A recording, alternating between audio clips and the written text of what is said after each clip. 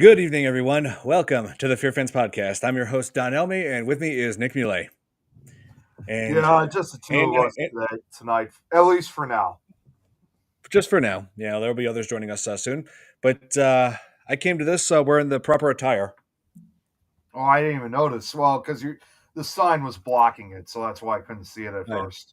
So, Umbrella Corporation, and you know what that means, right? Tonight we're covering another chapter of one of my all-time actually not one of it's my all-time favorite horror franchise and in the video game world, Resident Evil. And this time we're covering Resident Evil 3. This was originally released in 1999 under the name Resident Evil 3 Nemesis. Here. Hey, how's it going, Thomas? Hey, Honest? Sitting Ducks. How's it going? Good to see you. Oh, hey, Leon. Yeah, we're doing great. Hope everything's going well with you. Yeah, it's been a great day for me today, aside from the cold weather. But this was originally released in 1999. Oh, hold on, I believe I still have my copy of it. The original copy? Yep. Oh, here it is. Well, Leon. Oh, wow. Okay, so you do have it then. Okay. Yeah, originally released on the PlayStation. I believe it was also released on the the Sega Dreamcast, and it was re-released on the GameCube. I think there were like the limited copies of this on the GameCube. Yeah, but I didn't get this right away though. I got this in like later years because this game came out when I was only 7 years old, and You were a little obviously, young for a game like that, which is not yeah, surprising. I was young, but yet I was young, yet I saw footage of it anyway, and saw the only thing in video games that like the only video game villain that I was ever terrified of as a little kid, and it was Nemesis. Which I could sure understand why now that I've watched part of you. I mean, well, that now I watch you play part of the game. The remake, yes. The remake, I yeah. showed Nick the remake that was released in 2020, and Nemesis is just as terrifying in that as he was in this. Like the Very, design was, very intimidating. he is. Nemesis is well deserving of that reputation of being one of the most terrifying villains in video game history. He's like 7 feet Like tall. He's huge. he's God, gigantic. 8 feet tall, 7 feet. actually. Yeah, he's here. Let's confirm here. Let's go. Yo, his Let's height, find yeah, him. because I was assuming he had to be like in the 7, 8 foot range. Oh, here it is. 7'3". Yeah, 7 foot Nemesis. 3. He Okay, is. well there you go. Yeah, because you know how the Umbrella Corporation, like from the very beginning, their goal was to use the T virus to create, like unstoppable soldiers for the military. The Nemesis is pretty much their biggest success on that. Yeah, This is like it's like in this game you spend this game fighting what Umbrella was trying to create in the first place. But everything exactly. before that was were like failed experiments. They had turned people into zombies and all sorts of other mutants. Lickers. Let's see, Cerberus. Cerberus, I was about to say. Both of those you'll see in the. I don't think there were lickers in the original version, but they were in the remake. I was going to say they've Hey, become Heather. quite a common enemy. Good to see you, Heather. Thanks for tuning Oh in. yeah, I remember like this year at Spirit of Halloween, they actually had liquor masks. They had the Yeah, I tongue and know. everything. I thought that was interesting that they were taking a direction to the Resident Evil. Oh, look who just showed up and just logged in. Pickle Hey, Top. Tom. My Minecraft nemesis. The The man who wants to break my door and sleep in my bed for some strange reason. You should have seen what happened this past Sunday. Oh. There's a reason why Yeah, I'm now also Nemesis on Minecraft. Oh yeah, like He was yeah, just, like let's put it this way. I missed that. Yeah, I missed that because I'm sorry I couldn't make that. I was going to join you guys, but I fell asleep. Well, you were wasn't- doing your reaction video too. I'm just going to give Yeah, you a little I did the reaction video. I edited it, but then I fell asleep. Well, there was a lot of edits in that. well, I'm just going to give you a little plot line about how it went down when you were away. Okay. Tom was trying to nick-proof his building more, but unfortunately he failed miserably, especially his bedroom door. Well, see, I failed, but I did not fail. See, what I did, because he kept coming into my room, so I took the wooden door away. I put an iron door there, and I knew that this man would not pay attention to the fact that I put a button right above the door to activate the What? door.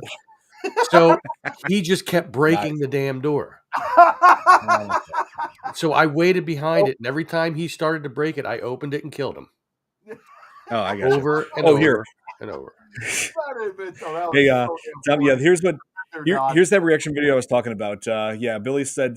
Yeah, the reaction video was Watch Mojo, one of their videos where it Oh, covered yeah. the top 20, the worst video games released on the PlayStation 1.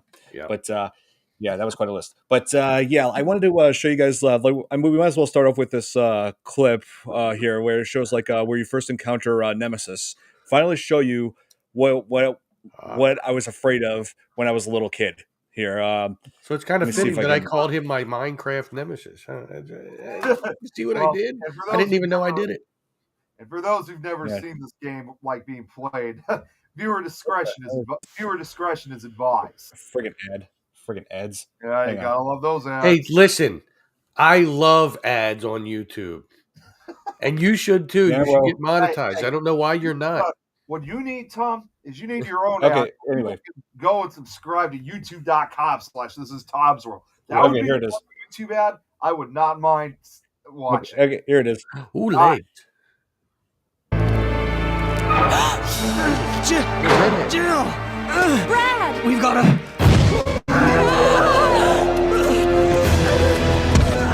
Jill! Help!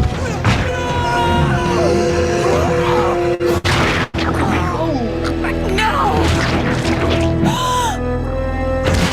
Brad?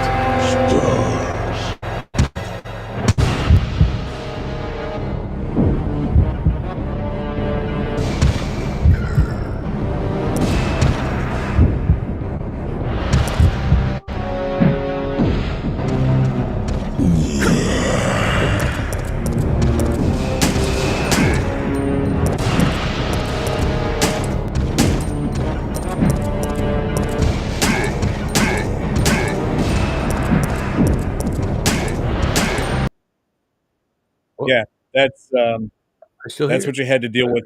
That's what you have to deal with throughout the whole game.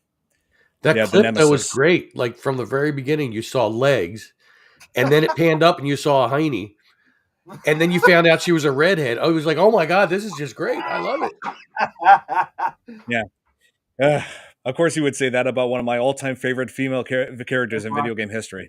Well, I have a red. And Well, not to mention, I mean, now I own the game myself because obviously, as you've seen, I got the game on Steam. So, and that actually reminds me. Who knows, Don? There might be a possible because all this talk about Resident Evil. I can't make any guarantees that this could happen, but with my new network, we just recently got a new show host joining who's going to be a game player. So who knows? Maybe we could try to request him. And he's another show host from Scotland, in fact. Maybe we could try to request him to play Resident Evil 3. Oh, is that on Multiverse? Wait a minute! Don't tell me. hey, Louisiana, yes. Don't tell what? Braxton. Don't tell me his YouTube name. I'm going to tell you what it is. How about that? It's not a YouTube name. No, No, he's on Facebook. it doesn't begin with a W. No. That's No, it. okay, never Would you mind. I know like the that's actress who played Jill in this? Oh yeah, I love the actress who played Jill in the original and the remake. Both were amazing voice actors. They like that's one of the major improvements that like as far as the original Resident Evil games on the PlayStation, because in the first Resident Evil game on the PS1, like the voice acting is notoriously horrible, but it actually improved in the second and the third game. Pretty much all the voice acting on video games back then when the PS1 was around, and this was on the PS1. You said, right? Yes. Yeah. So yeah, the acting wasn't the best.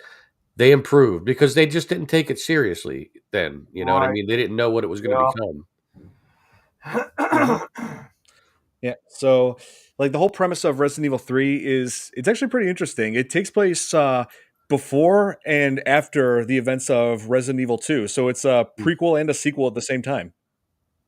Yeah, like you spend the first half of the game, it takes place before the events of Resident Evil 2, where Leon and Claire enter Raccoon City and then barely make it out with their lives, along with Sherry. And then takes place, and like the second half of Resident Evil 3 takes place after Resident Evil 2, which leads up to, taking down Nemesis and just seeing that and just barely making out before, just very last second before Raccoon City is completely destroyed. Right. Yeah. Oh, the Nemesis and Resident Evil Apocalypse. They got that right to some degree, but then they had to ruin it by the reveal in the end of what Nemesis is. Because Nemesis is supposed to be like this basically a super soldier, and you don't know what this thing used to be or who it used to be, but they actually gave you a reveal that it's like a character from the movie before that. So I didn't really like that reveal, but I can say this: I do like his design in the live action film Resident Evil Apocalypse. In fact, I have a picture. Let me pull that up. Did it turn out to be the dude from the first one? What? One of the dudes, yeah. Like, There it is. well, but like in the first one, you could either be male or female. Was it the male that you could play in it, or? Oh, you mean like in the games? Oh, Yeah, yeah. well, Yeah. well, the thing is, this Resident Evil 3 is different from the first two because it doesn't give you the option to choose which person. Because in the first game you choose between Chris and Jill. Second game, Leon and Claire. But in this, you play as Jill, and then in the story, it switches to Carlos, one of the soldiers that Jill is teaming up with. Gotcha. Yeah, so it's story dependent in the third game. Which I will admit, it kind of affects its replayability. Playing as far as playing one character and then playing as a different character in different scenarios. And they revised this game too, right? Like they put it out again with better They did. graphics and so, yeah. Oh yes, yep. They've remade this game, and it was released in 2020. And I've done a live stream series out of it. Actually, Cool. yeah, it was I did 2 videos out of it to be. But I will say this: I love Jill's new design in the remake. Here, I'll pull that up too. Hang on. She's got a better hiney. Not exactly. Here, what you'll see here on the left blonde. is her. Yeah, on the left is her original design on the PS1 game, and on the right side you'll see how she looks in the remake. Seriously, I love her redesign in this. It's incredible. She does look more realistic. And she's a little more endowed now too. I'm just saying. I'm pointing that out in case you weren't seeing that. Yeah, but I just love Jill because of her resilience. It's like no matter how bad things were getting, she was always fighting. Not willing to give up. And like just taking down zombies, taking down any monsters that get in her way. And the whole reason why Nemesis is after her is because Umbrella saw how the STARS members destroyed the mansion facility and killed the Tyrant in the first game, and they wanted to. And this play takes place less than 2 months after the events of the first game, so Umbrella decided to take advantage of the outbreak in Raccoon City and release their bioweapons, their BOWs, and Nemesis being their most powerful one, and using Nemesis to destroy the STARS members as revenge for not only just to take revenge for the destruction of the mansion facility, but also to just eliminate witnesses of their illegal experiments. Yeah, and Nemesis is the Greek god of revenge, so. Makes Fitting a lot name. of sense. Yeah, and Nemesis is one of the most powerful video game bosses ever. Like he could take small arms fire. He is incredibly resilient. Like he's very hard to take down. It's like you can take him down, but he doesn't stay down. Like he will respawn like constantly throughout the game. And here's something that also makes him stand out. Let me skip ahead. I was gonna say, like, even when you take him out, that's just temporary. You're just kind of more or less just stunning or knocking him out. He's like a deadite. He just doesn't die.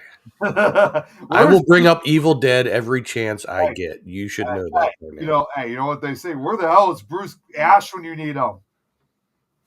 Oh, I'll be right Yeah. back. Okay. Oh, okay. I'll wait for him to get back. But yeah, Nemesis is like the ultimate bioweapon from Umbrella, and he's like pretty much the Terminator. Yeah, very much so. Like the mutated zombie version of the Terminator.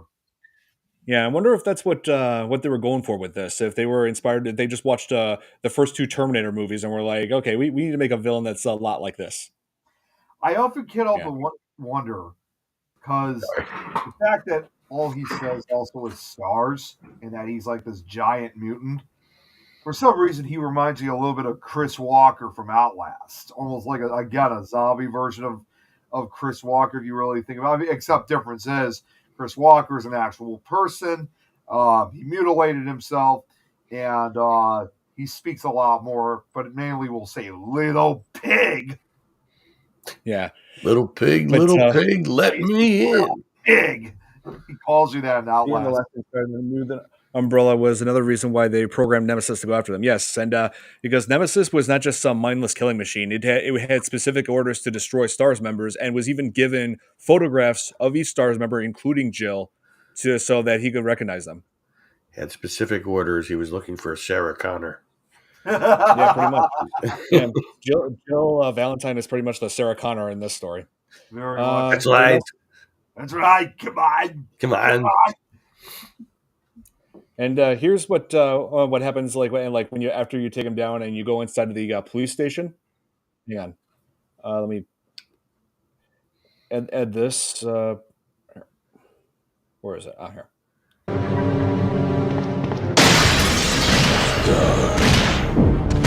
That bazooka.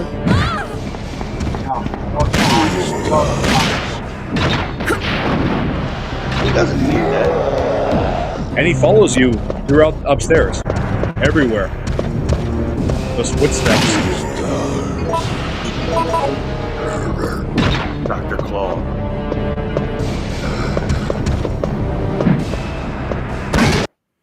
But Next time. yeah, except and by the way, that's the only thing Nemesis ever says is stars. Yeah. He's so I couldn't even understand that. I just heard the voice that guttural. Yeah, he's saying stars. Ah. Yeah, he's saying stars. That's like in the cartoon Batman, where Bane could only say Bane. Yeah, pretty much. It's almost like a human version of Blood Rain. Bane. Maybe.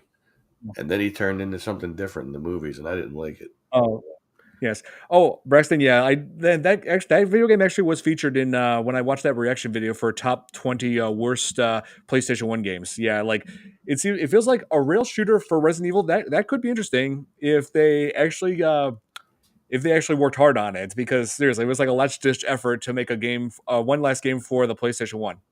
And you can only use one weapon in that game, and that's the handgun, and that's it. And I'm just like, what? No shotgun, no machine gun? Come on, guys. I mean, that clip you showed, does dude really need a bazooka with as big and powerful and immune as he is to stuff? Does he really? I mean, that's overkill, I think. Well, they just wanted to demonstrate his intelligence. Like, he's smart enough to actually use weapons. Like, you should see what he's like in the remake. He not only uses a rocket launcher, he also has a flamethrower. Man, that would be like giving the Hulk those guns from a helicopter, like the Terminator had. Like, there's no point. It's overkill, I think. Yeah, that's right, Braxton. Resident Evil Survivor was in first-person view, which I will admit was pretty unique, but it just had, like, some enemies that were just easy to kill, and you were just using a handgun against tyrants. I'm like, come on, that's not how you... Yeah, there were plenty of things wrong with that game. And the voice acting was horrible. It was a downgrade.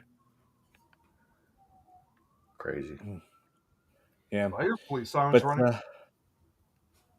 What? I thought I heard police sirens out running. way away from my house. Like, I could barely hear them. I heard them. Man, I got a damn good microphone, don't I? Yeah, you do. Wearing clock tower 3. Oh yeah, I remember. Hey, Oh Joe. hey, Where are you? Joe. Yeah, hope you're doing well. You all right? No, he's half left. Oh, geez. I mean, if he was just all right, he'd just walk around in the circle all the time. Like, you know. Really? Well, I mean, think about it. I mean, Well, you got to be Oh, my half God. left. You can. It's just like when you say you're running into the woods. You can only run halfway into the wood because then you're running halfway out. You know, it's Wood. Jason Oh, the hey, lava bandit. Yep. what the hell? Jason the lava bandit. You Why hear are that, y'all Nick? They're coming for you. watching? What the hell? Come on. that's right. Come on. Oh man. So yeah, this game there's like this game can be pretty tough at times. Like Nemesis being the hardest thing to fight against. Like you have to have more than just a handgun. You need to have oh man, the most powerful thing you could use against them is the grenade launcher. I'm But sure. and you can take Nemesis down. Like he's it's like he's like temporarily he can be stopped, but that only lasts for like a little bit of the game, and then you move on to another place. He comes back, and each time you take him down, I'll be back. yeah. Each time he goes down, he actually drops an item that you can use that becomes very useful, like gun parts, magnum parts, or parts of a shotgun, a rifle. Like so, so it is very beneficial to fight him. Despite how terrifying he is, he always comes charging at you, throws you around. He's shoots you with a rocket launcher. And also, he has tentacles that he can use to grab, and also uses those to infect. Like he's Basically, capable of spreading the virus. you're saying he's not a good friend, is what you're saying. Chest cheat. Yeah. Oh, Joe said he'll be back Thursday night, Friday. We just got a shot. Oh, got the shower fixed too. Yeah, Oh, okay, yeah. that's He's good. his shows are coming back. The what is it? The Retro deck. review. Oh, on the deck.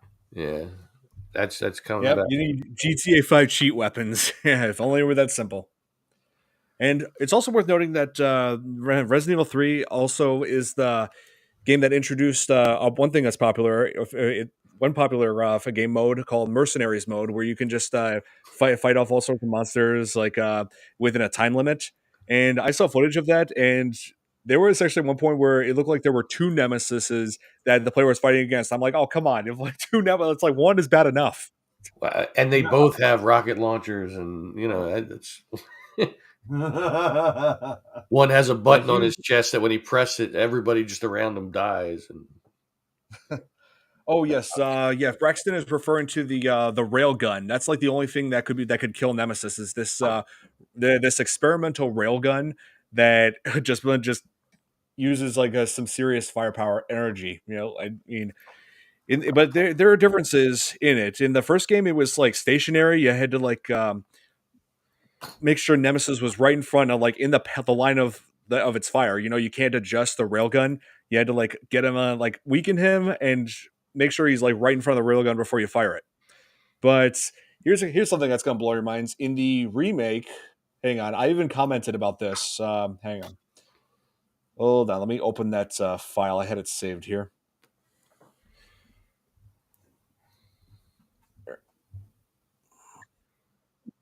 Where is it? Okay, so final boss battle, and so the only way to stop him, Jill comes across this experimental rail cannon here, and I'm going to show you just how ridiculous this was. Hang on, exit screen share. Hang on, I gotta change this up. Oh, here, believe this is it. Yep. Okay, here, let me add this here. Okay, now check this out. This I think thought was pretty ridiculous. I'm sure some people would agree with me. Full screen shot. Look at that. Okay, does that look like the sort of thing that one person would be able to carry? That's got to weigh that's got to be weighing like 5, maybe 600 pounds. I wouldn't be able to. And no, I'm not being sexist. Okay, I wouldn't be able to carry that. Yeah, I mean that's pretty big to be well, honest. listen, I'm used to carrying around things that big. I'm just saying, No. You know, I was just thinking of I don't leave home without it, you know? You know what it kind of remind me of is you guys are familiar with the game Team Fortress 2, right? You guys Yeah. okay, you remember Right. Well, remember the character the Heavy, like when they have the video of Meet the Heavy? He's got like that giant machine gun or something. Sandwiches. Yeah, he's like, it costs $400,000 to fire this weapon for exactly 12 seconds. So it makes me wonder how much it costs to fire that for 12 seconds. yeah.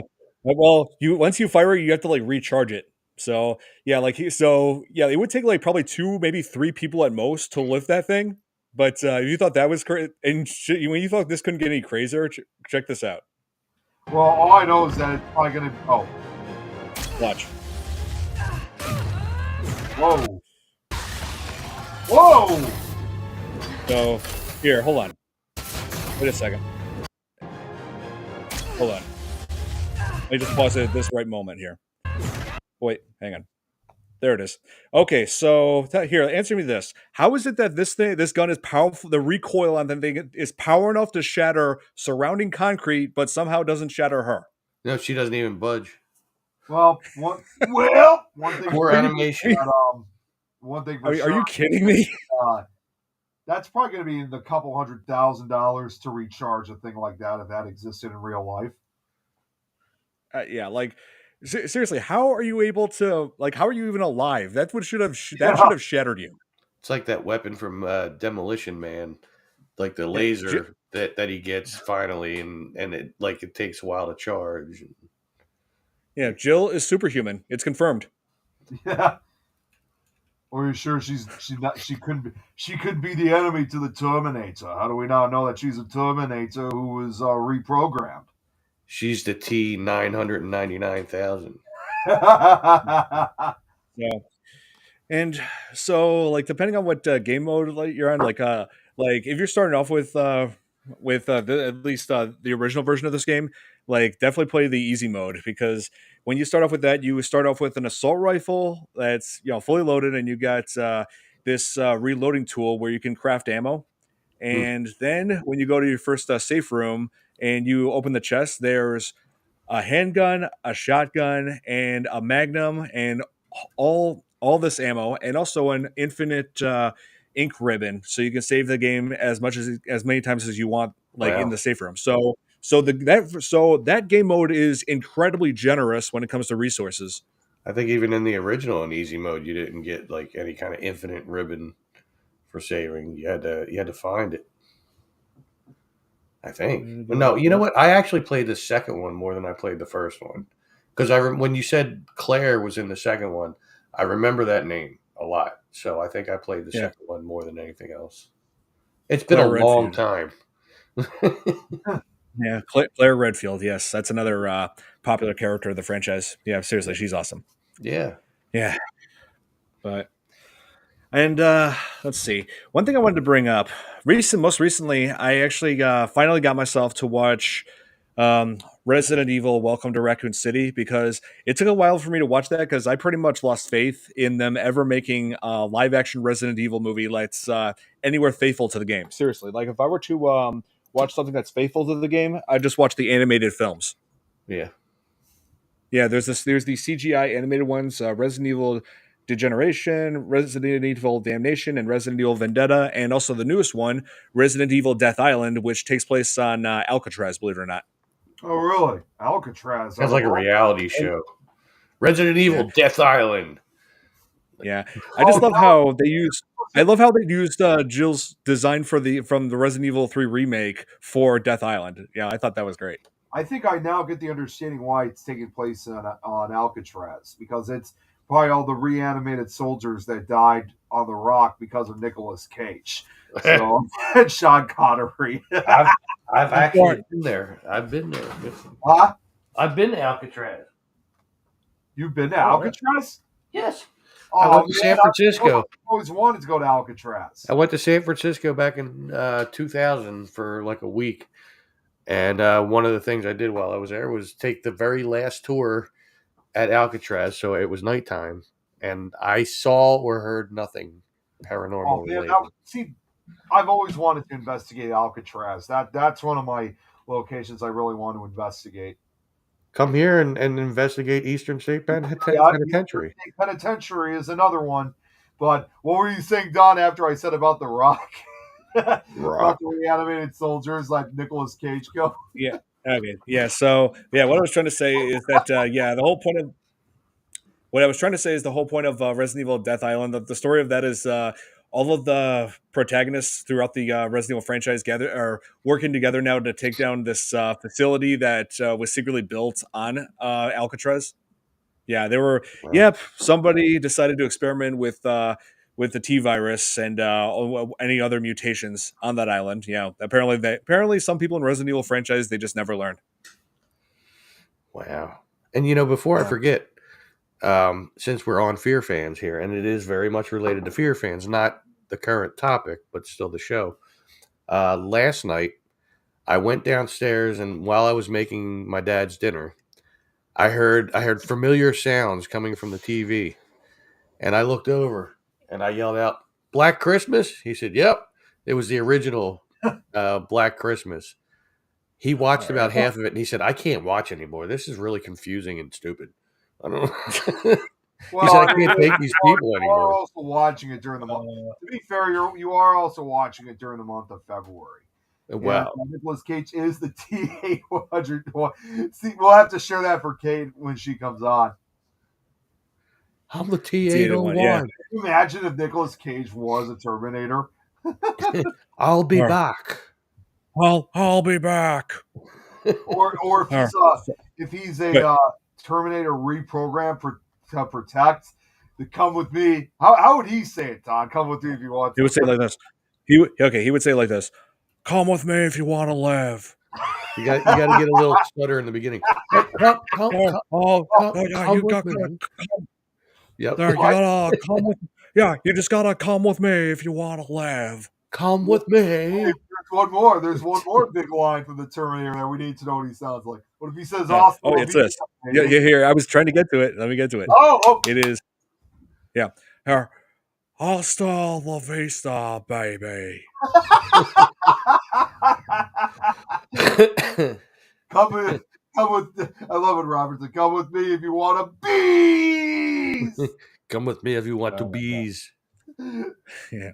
So, yeah, like I said, like Nemesis, like just chases Jill throughout the entire game, and not only that, but also, I don't know, like I forgot to explain this, but it does mutate into several different stages, like even more so in the remake. Like it starts off, like being able to walk like a man, but then it mutates into like a quadrupedal form, and then that's a like big word. Seriously, it comes quadrupedal. Yeah. Here.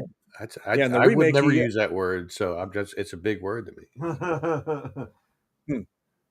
Well, here, let me just pull this up. What's the real gun? Nemesis. Okay, sounds like a Who song. Quadrupedal. Here, this thing's taking forever to open, and nope, don't care. Yeah, another YouTube ad. Yeah, they're trying to advertise Planet Fitness. I'm like, we don't care. Here, let me go back to that boss battle where he's first introduced as running on all fours. Here, quadrupedal. Yep, quadrupedal. Yes, I'm going to keep using it because I've never said that before. So it's fun to say quadrupedal. Quadrupedal. It's fun. Yep, it is. Okay, here it is. Okay, so like this takes place like after like Nemesis is on fire, but it takes a lot more than just fire to kill this thing. Okay, so yeah, here let me just share this. This thing's just decides to be a lot more complicated than it should be.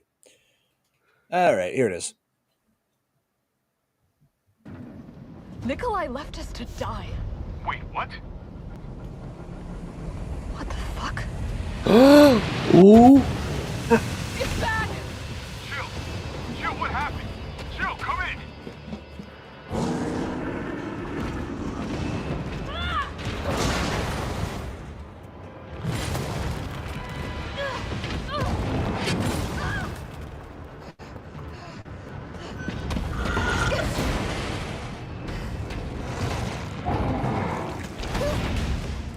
And no, he's no longer using a rocket launcher anymore.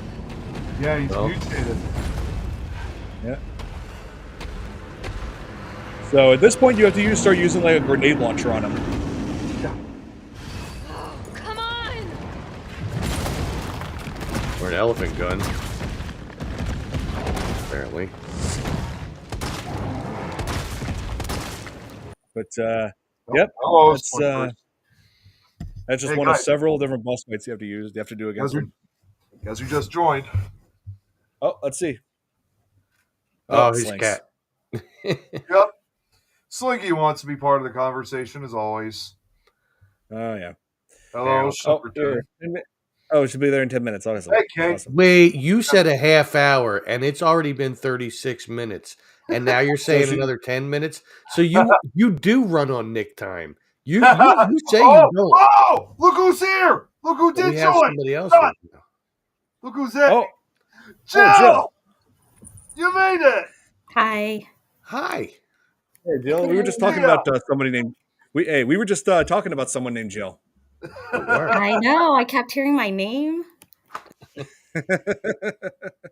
Yeah, but like apparently, yeah, like you're in this game. Nemesis is after you. right. And you have red hair. Well, not in the original. You have red hair, but I was about to say they remake her. Yeah. Yep. Everybody's glad to see you again. Everyone's so happy seriously right now. Yeah, seriously, it's just great to have you back, Jill. Yeah, I haven't been on a live with you in a bit, man. Wow. How about that? Yeah. So I was just explaining to them that like Nemesis was the one thing that I was terrified of as a little kid, like because when the game came out in 1999, I saw footage of it and I was just like, oh my god, what is that thing? Like seriously, and I didn't even know what it was until years later, and I'm like, oh, like I see it, and I'm like, oh, okay, that's so this game's called Resident Evil 3 Nemesis because that's Nemesis. Mm-hmm. Yeah. So yeah, he left such a huge impact on fans of Resident Evil. Like he has a game named after him.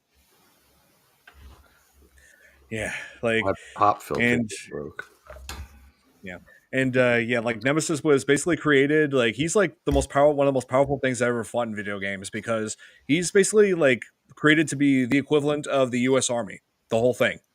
Yeah, it takes down like an entire military, and he's just one individual. Yeah. Yeah, he's like nearly unstoppable, which now that I think about it, they were the Marvel vs. Capcom games where Nemesis is a playable character, and normally he's extremely hard to kill in the video games, but you can take him down in like these fight matches in Marvel vs. Capcom. And when I was 7 years old, I never would have thought that Nemesis would star in other games where he's fighting against Captain America, Iron Man, and Thor. Yeah, I'm just saying. That would be exciting. Yeah, how would it's like imagine Iron Man being in this game. Like how would he ever stand a chance against Nemesis or the Hulk? I think the Hulk would be suitable since I did bring him up a little while ago. But I think he'd be a suitable adversary. But it depends on which version of the Hulk too, because there's multiple different versions, sizes, and stuff like that. MCU Hulk. Yeah, but yeah, I do enjoy the Marvel vs. Capcom games, especially Marvel vs. Capcom Infinite because it has a story. All the Marvel and Capcom characters are interacting with each other. I remember the first one. It was in the arcade back in the 90s. Oh yeah, that's how it started. I remember that. Wow, that was a great game too. It is. And I'd always play Wolverine and just kick everybody's ass. Yeah. I would have loved to see. I would have loved to see what characters like Resident Evil characters, Chris, or also Devil May Cry, Dante, all those guys interacting with Deadpool. That was a great game. The first one, the first one was awesome. Yeah. Ant-Man and Hulk. So you're saying Ant-Man and Hulk would have a chance against Nemesis? Can you imagine if the Hulk was wearing Ant-Man's stuff? Oh my lord! It'd either be a really tiny Hulk or a really huge. Yeah, that's what she said. And when I played I actually did a live stream out of when I played the the remake. Here I actually have footage. I have a sample of it here. Yeah, so yeah, this was the first time I ever fought against Nemesis. Like, oh, here, you know what? Before we move on, let me just ask you, Jill. Yeah, have you ever seen footage or played Resident Evil 3? I just watched the clip that you had, but it looks familiar. Like I watch people play, like my son, and my ex-husband. They were playing a lot. Oh, hello. Kate, Hey, you made it. Hi, Kate. Hi. I Glad to can't see see you. myself. That's really weird. Oh, we can see Hmm. you. We have to really want to see yourself. You have to will it into existence.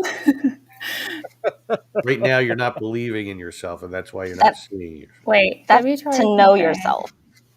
Okay, There I'm it is. gonna log out and log in. 1 second. Sorry. Yeah, I can't see that's myself. weird. I was like, it's like we could see her just fine. She can't see. No. Okay, well, let's just give it a sec. She'll log back on. Yeah. So. Yeah. Oh, So yeah. how have you been, Jill? You know what? Everyone's been sick. I recovered now. Other people are sick, but it's like everyone's taking turns getting the flu. So Oh, Oh, really? Jesus. yeah, so I've Man. been taking care of my son. So She's back. he's missing school. So Oh my gosh, again. I can't see myself. So Can you let me- see all of us? Well, Yeah. Well, Okay, then I can see you. I'm gonna We see restart my you. laptop. I'm gonna restart. Sorry guys. Okay. Okay, Sorry. you're good. Causing a disruption. Oh no, I mean we could see you just fine on here, Oh, Kate. she's I don't know gone. what's going on. Yeah. Yeah, I don't know what's going on with her. She but, doesn't want yeah. to see it. She has to have the want to see herself in order to project that vision into the computer for her to see. But she's just denying herself right now is the problem. And, I'm just wondering what the tech issue is that she can't view herself. it's but spiritual, actually. I don't know, honestly. Although I did have that problem once too when we used to StreamYard, but I don't know. It's on a laptop though. Yeah, Yeah. It's on a laptop. Yeah, that's what. Oh, that here. Robert's saying that's what I'm meaning.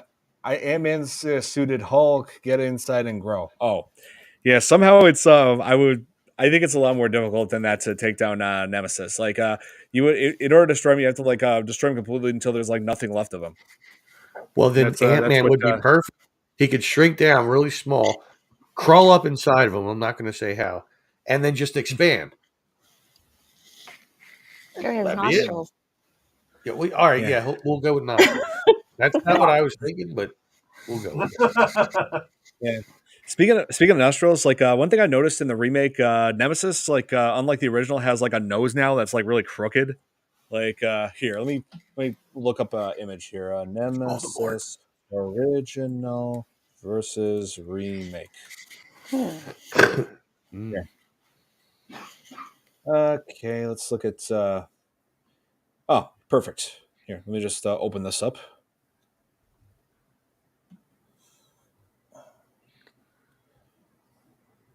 Okay, not exactly the result I was expecting, but actually, no, this is terrible. Here, terrible quality. Here. She's back. Oh, all right. Let's hope this works. All right, let's see. Robert's here too. Guess who also joined? All right. Can you see yourself now? Oh my gosh, I can't see myself. Listen, well, it's a spiritual problem that you're having right right now. there. You're right there. You're here with us. But it's so weird that I can't. Okay, I have to send you a picture. I have like literally no explanation to why that is possible. Is a spiritual problem down into your core. Yeah, you it have to must believe be. in yourself, and you have to want to project your image to your own eyeballs. I do I believe in show you Kate. guys. I do believe in Kate. I do. Yeah. I was just going to say, everybody's clapping. Hey, I got it. Like before you come into the studio, because they have that little login part. Like, do you see yourself before you come into the studio? Yeah. Then That's so weird. And I can see myself at like backstage. I can see myself backstage, but I can't see myself on the screen. Here, we can see you just fine on here. Yeah. It's a rather interesting screenshot. Mm. Me and Robert both have our eyes Yeah. closed, and I'm on top of him. But that's what I see. Isn't that weird? Yeah. Yeah, because that's we can odd. see you perfectly Well, fine. Okay, it's fine. I don't need to see myself. It's fine. okay. You can always look back later. Whoa. It will What be happened to my coming camera? up on the video. I don't Yeah. know. Oh well. Well, anyway, so yeah, like as I've explained to you guys, like Nemesis was the only video game character I was ever afraid of as a kid, and it was not for years until I finally like decided, you know what, I'm gonna face this guy. I gotta play this game, but he still terrified me in this. But he was like hard to fight off. But I decided, you know what, I gotta face him. I gotta I gotta take him down. Take it down. You know, I gotta take yeah. down any. Mm. Yeah, I got to take down like any zombie, any monster that's willing that even tries to take on the Don. Mm-hmm. The Don. The Dawn. That's Dawn right. But for you. and They so call me I the managed to beat Don. this, and after a while, I managed to beat this game, and also I wish I could live stream this game. I really wish I could, but the PS5 doesn't take PS1 No, discs. that is No. the biggest gripe that I have with PlayStations is that like each console is not backwards compatible. You should be able to play PlayStation 1s in every PlayStation. There's no they're all CDs or Yeah, that whatever, would be cool.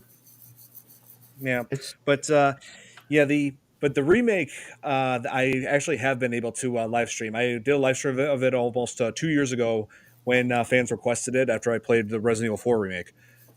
Here is when I first encountered Nemesis in that game. Here was let's enjoy my reaction. Here, right here.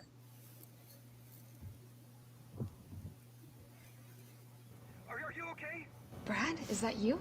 Listen, you I gotta don't get think out so. of there. What are you talking about? Brad. Brad? Time to explain. You gotta get out of there right now. All right, let me grab my. Whoa! I want to the know hell? what she was going to say. Let me grab my what? Oh god! Oh god! Is it him? Oh Jesus! Oh! That had to have broken some ribs. Yet she's still fighting. Oh, okay, yeah. Go for the head, even though it'll do nothing to him. Oh god. Oh, seriously, this thing's like the Terminator of all the Resident Evil creatures. That's live. What the hell is that thing? That is the thing you gotta run the hell away from. Oh, did it just throw a piece of drywall at me? Oh my god. Yeah, I was legitimately terrified. Oh yeah, playing this. pineapples on pizza? Interesting Drywall? taste. I personally haven't tried that, but I will. I'll give it a chance. Oh god, yeah, no, run. Jill, get the hell out of there. Like the Pink Floyd song, run like hell. Oh god. Run all day. Okay, run deep breaths. all night. Oh god, oh! Okay, when do... Oh, Jesus. What does cheese When do I have take to do? control over here? Oh.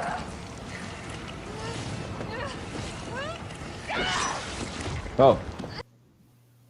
Yeah, that's that was when I first played that remake. I mean, I'm sure there's a way. There are emulators that you can download on your computer for the PS1 if your computer's able to handle it, which most should be at this point. And you probably could I'm stream sure. it from your computer and play the original. Yeah, I want to try that. I want to because I'm trying to see what kind of capture software I could use, because not only that, I Or you also could need use to find this. a way to link it. I got to find a way to use it to link it to my YouTube. Yeah. Well, Yeah. I mean, you could use this. You know what I mean? You could use EV Mux and just have it as another screen. I've done it. I used to do that actually. And you can embed your camera on top of the full screen game in here somehow. Same as you do for your YouTube. I was gonna say I used to do that with StreamYard, although I did mine a little bit differently. I had that special. I had OBS Studio also, which is I had that effect where you're playing the game on like whether it's your PS5 or even a game on your computer, and you could have the game play behind you on your green screen. So I've done that myself a few times. You could do it that way, or you could do it the same way he does, where it's just got like a little cam picture that's on top of the full screen video. And I think you can do that here in EV Mux. I think that's one of I the do have camera. options. Yeah. I'll have to look into that. Yes. Because not only that, I'm also wanting to like find a way to live stream Switch games. You know, like because people want to be playing Luigi's Mansion 3, Super Mario Brothers Wonder. Also, people have been asking us to play Mario Party or Super Smash Brothers. Do that on live stream, like Nick, Kate, us playing Mario Party. Yeah, that would be really fun. When we had Kate over. However, I don't have a Switch or anything really. I don't have a console at all, so I just have this. But there is the equivalent of Super Smash Brothers on Steam, the multiverse. Like when you play multiple players like that, you can play individual games, and you can pick characters from that. And there's all kinds of characters there from like Warner Brothers, this, that, and everything. Is that what Joe got addicted to? For a little while, yeah. Yeah, before he started playing Craftopia. Craftopia. I'll be right back. So, yeah, and of course there are like several different puzzles that you have to complete in this game because that's what I always loved about Resident Evil is that it's not just about you don't just kill monsters and zombies and whatever. There's it's like there's that, but also it really puts your mind to the test. You have to come up with solve certain puzzles to actually move forward in the game, like finding the right keys to certain doors or let's see, puzzles and stuff. What fountains to move what way and heads to move up or down, left or right. Yep. I wonder which game first started that, because I remember that in Tomb Raider and Uncharted. I wonder who started all of like the minor problem solving games. I think that might have been Myst. MYSC. Okay. So that's the puzzle game, and that came out rather early. I'm not saying it is that, but that was one of the first ones I know of. Yeah. Yeah, and the God of War franchise, another franchise I absolutely love. God of War has all kinds of puzzle solving as well. Yeah, I just remember on the PS1, like I remember Tomb Raider having it, but I don't remember any other early game really having it. Airbags, Marvelous. Oh, yeah. I remember like the first puzzle solving game I played was like in the Spyro games. I mean that had pretty easy because obviously Spyro. because obviously that was easier because that was marketed to kids. But there was the puzzle solving aspect of that. I get such nostalgia thinking about it. Yeah, good old Spyro. And I still have my physical copies of that as well. After all this time. Hey, Lois. Hey, oh, hi, Lewis. Oh my gosh, it's like half past 3 in the morning. I was going to say, it's got to be like 3 o'clock in the morning out in Scotland. I love... 424. Oh, she says she loves Spyro as well. Yes, I've loved Spyro ever since I was 6 years old, first playing it on the PlayStation. Yeah, that and Crash Bandicoot. Yeah, Crash Bandicoot was my first video game. Well, more specifically, Crash Bandicoot Warped. Yeah, that was the very first one for me. My first one was Sonic the Hedgehog, the original, on the Sega Mega Drive. I loved it. Yes, Sega Mega Drive. Yes, the Sega. Yes. What the hell was that? What happened to the Master System and the Genesis and? Oh well, after the Dreamcast, Sega decided to stop making consoles. Yeah. Well, yeah, unfortunately. But I played Sonic on the Genesis, on the Sega Genesis. I mean, you guys make me feel old sometimes. I am so glad I'm not the oldest person here right now. Yeah, I think my cousin Mickey had. Yeah, I think my cousin Mickey had a Sega Genesis. Yeah, because I remember he had. Mickey, he's older than me. He's about. He was born. He was an '80s kid, so he had he loved Nintendo. He loves like Sega. I remember him. I think if I remember correctly, when I was at his place, and this was like ages ago, back when I was little, I think I recall him having a copy of Jurassic Park Oh yeah, on that was Sega. yeah, I had it too. Yeah. So Tom, the Genesis, is that with the discs? Because I had the No, they were cartridges. cartridges. Oh, they were cartridges. Okay, Yeah, Cartridges. so the it must Sega have been the Genesis. same sort of I think that platform. was well, the Sega Master System I think was first, and then they came out with the Sega Genesis. Oh, Well, okay. well, wait a minute. The Silver Genesis actually. Spike, didn't Well, wait a minute. The Genesis actually did have an add-on to it, the Sega CD, Yeah, where it Yeah, it I did. actually did remember It the have. did. CD. Yeah, that was when Oh, they were transitioning, um, Yes, so they that were trying to you expand wouldn't the. have to buy the next Sega system, or yeah. which would be the Dreamcast, I guess. You Yeah, wouldn't have had to they were buy trying to that. expand the life. Yeah, they were trying to expand the Genesis's lifespan. Yeah. Hmm. Yeah. I mean, the Sega Genesis was a popular. That was the equivalent to the Super Nintendo. So the Master System was equivalent to the NES. The Hmm. It was, Genesis was equivalent to the SNES, and then after that, what they moved on to the 64, right, for Nintendo. At least, yeah. Yeah. right. And that was still cartridges at the time.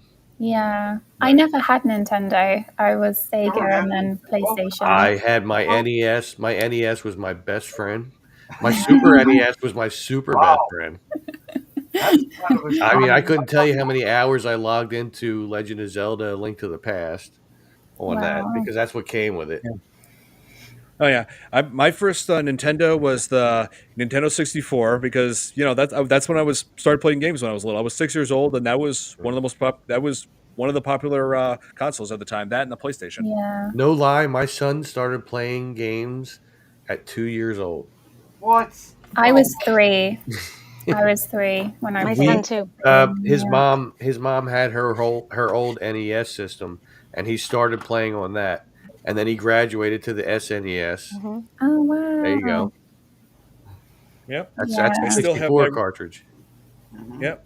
This is an N64 cartridge with Resident Evil 2. Here's the thing. You know how when in like with the Super Nintendo and the or Nintendo Entertainment System, they had like labels at the top of the cartridges? Yeah. Yeah. They didn't on the N64. I Yep. had to write down Oh like my wow. own because I have several like games for the N64 and like they're like lined up, like this. Yeah. I had to like look at the top Mm, in order to read what the game is. Why couldn't they just have labels at the top as well? yeah, that's weird. Stephanie's soon-to-be brother-in-law. Um, he and her sister, they live together. Her sister's thing in the house is horror. His thing Mm. is all things video game related, like old school video. They have coasters Hmm. that are like this big that are in the shape of NES cartridges. I picked one up and I was like,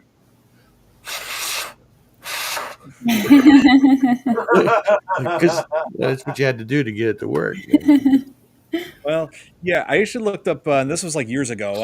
I was watching this YouTuber that a buddy of mine in college introduced me to, the Angry Video Game Nerd. He was like doing an Oh episode that yeah, covered, he's awesome. yeah, yeah, he was doing an episode that covered like glitches on He's done Nintendo Entertainment multiple. System, and he showed like how to clean them out. You just take a Q-tip, put just a dab, a little bit of Windex on the tip, and then just clean out the games like that. Yeah. Oh, Yeah. okay. But back then Apparently, that's we all somebody tried it and it worked and it caught on and we all just blew the cartridges. yeah, That's yeah, because inside Yeah, there is like the game card, like that that's actually goes like into the cool. system. And I try to be careful, like if I were to like use that Q-tip trick, because I don't want like too much moisture to go into yeah. this, because moisture, obviously, Yeah, moisture can damage electronics. Yeah, so No, no. yeah. Think of all the screen time we had as kids. Like they talk about it a lot now, but I'm thinking, wow, we had a lot of screen time when we were Well, kids. I was You get grounded. reported on. I was grounded a lot in my teenage years, and I had my SNES. So, yeah, I yeah, logged a lot of time into it. we all know you were underage stringing, so I get it. We get it. I'm not going to say I didn't do that. oh my god. But yeah, there's been I am now Irish that after all. yeah, so now that the remake of Resident Evil 3 has been out, people have been debating as to which version is better. Um, Mm. like in some ways, Resident Evil 3 remake did improve, but in other ways, no. Like I feel like the Nemesis was much more terrifying in the original game, and you see him much more frequently. And also, Really? the original game is, longer than They the remake only is. Like the remake, improved on the like it's less. aesthetics, though, right? Like just the visual. They didn't change Oh, anything, right? oh yeah, they improved on visuals, yes, but the design was of him was kind of different. Like in the remake, he has a nose that's like Right. crooked, and But I let's mean, see, like his the teeth. actual like guts of the game, like they're all the same. It's just they Oh, changed it visually. visually. Yeah. Well, yeah, visual effects are much. They look more realistic in the Right. remake. And yeah, obviously. But let's see, like, and I pointed out that one ridiculous moment where Jill is carrying that giant rail gun on her own, and when she fires it, the concrete shatters around her, and I'm just like, so the recoil is power enough to shatter concrete, but not her. And yes, Willow, Nick did mention your gaming friend, and I Yeah, thought it was your other. I I was. thought it was your other gaming Yeah, friend. That we got. Well, yeah, Lois. I mentioned about that earlier. We got a new. I told you before. We got our new gaming friend yeah. Brian, who's going to be broadcasting on my new I networks. thought it was your other friend that does the YouTube gaming that I subscribe to, that you told me to go to and subscribe to, and I've talked to him in his chat too, by the way. So Which game? I'm Yeah. trying to remember who that. I started looking it up. It's I don't know, Weird Skynet, WeirSkynet gaming. Hmm. Um, Oh. he's a good guy. I talked to him for a little bit. He's cool. All right. Oh, okay, okay. Yeah. Oh, and one thing I wanted to address, I feel like the intro of the original game is definitely better than the remake. Because yeah, Nick, you saw like what it was like in the remake, how it wasn't really showing the intro like clip didn't show any zombies. It just looked more like rioting than a zombie apocalypse Oh, It in was the yeah. remake. peaceful But riots. yeah, but in the original, let me give you guys. Let me. I actually do have the intro. Like I finally found a 4K quality version of it. So All yeah, right. here's what the original, the intro for the original game on the PlayStation looked like. Hold on. Here, it's been improved. This is Chopper Delta, preparing to drop off at area E95070. Over.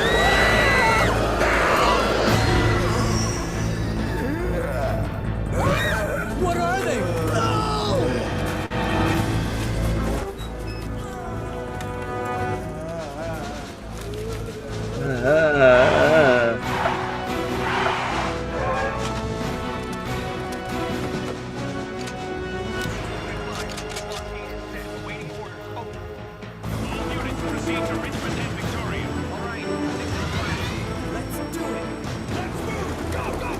Red team, go!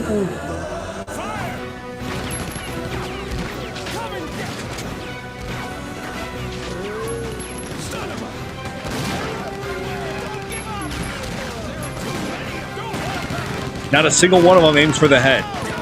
No, really. Which is what we're all taught about zombies. Romero.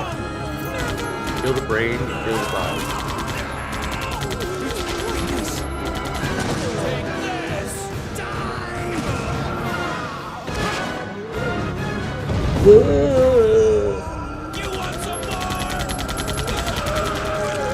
Actually, we do not want more. Actually, sorry, we had enough. We don't want more. No. Actually makes me wonder What is it? So Hey, Tom. yeah, What so is it? Hey, you know, now Tom. that Order else. now that is how you. It. Here. You know, 'cause he has to do what he's got to do. You know. Anyway, now that is how you start off a Resident Evil game. Yeah. Yeah, I have to say, why was it back then that the voice actors were so bad and so cheesy? Well, I mean, voice acting I mean, in the '90s, voice acting was like a new thing in video games. So it Yeah, was there was not really that much of a high the quality bar was standard at the time. low. Yeah, Yeah, like, I mean, obviously today it's taken a lot more seriously. Like I've yeah, discussed how a lot of newer games have like some of the best voice acting I've heard. Like The Last of Us has amazing, yeah. phenomenal voice acting. Well, I like I love, said, yeah, God, they take Mhm. it more seriously now than they used to. They didn't think video games were going to take off the way that they have, like because that was before online gaming really. I mean, they had some moderate networks that you could join on different. I don't think during the PS1 era though. I think that was more during the PS2, PS3 era, where you could hook up to the internet and you could play games with people and stuff like that online.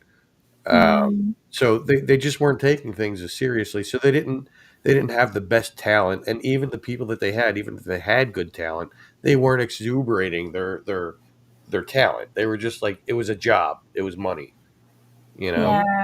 Yeah. So, I guess they didn't really know. Like, I don't know, it just always sounds so awkward when you hear like the voices. Then it's like, oh no, what Yeah, happened? like, well, Yeah. I will say this the What voice are acting in they? this is I will say this, the voice acting in Resident Evil 3 Nemesis is genuinely like a genuine improvement over the original. Like you think back Okay. to how the original on the PS1 was, yeah, It's a looks like bit we got to cringe. the root of the problem. It's so Yeah, cringe. yeah. That was we too have gotten close. to the root.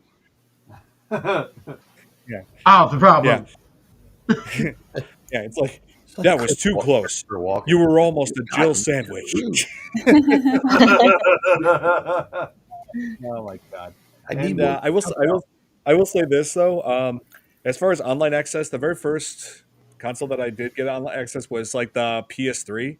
Like I just plugged in like a modem and it had like or like not modem. It's like what was it like? It Yeah, was but yeah, a connected network. Wi-Fi to it. Yeah, The connected a Ethernet, network to it, and Ethernet. It was an yeah, Ethernet. What Ethernet, whatever. Ethernet. I attached that to it. And I was like, oh my god, my PlayStation is basically turning my TV into a computer. I was amazed by how I was able to log into the internet, do Google searches, and do all this. I'm just like, wow, is it? It was like, Yeah. is it possible for video game consoles to get any better than this? And now I have the PS5, which is the most powerful console I've ever owned, and it's like my mind is blown by how many new features and how many new functions it has over any other console I've ever had. Yeah. Yeah, it's Yeah. mind blowing, really, and in such a short space of time as well. Yeah, Oh really. yes. Really, yeah, Yeah. And you know, It's like a for bit, years it's a people have pity when it's a pity though when the PlayStation Network goes down and no one can play anything at all for 24 plus hours. yeah. yeah, That recently happened and everybody lost their minds. yeah, Yeah. And Get you know, like outside, breathe the air. Come on. exactly. Come on. Exactly. Yeah. There's a whole world out there. Yeah.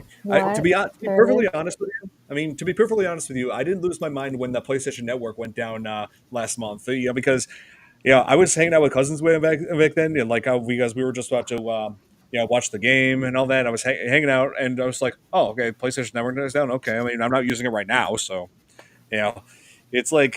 I wasn't freaked out because it's like there's far more to life that I care about than a video game network going down. You know, I mean, What game were you I'm watching?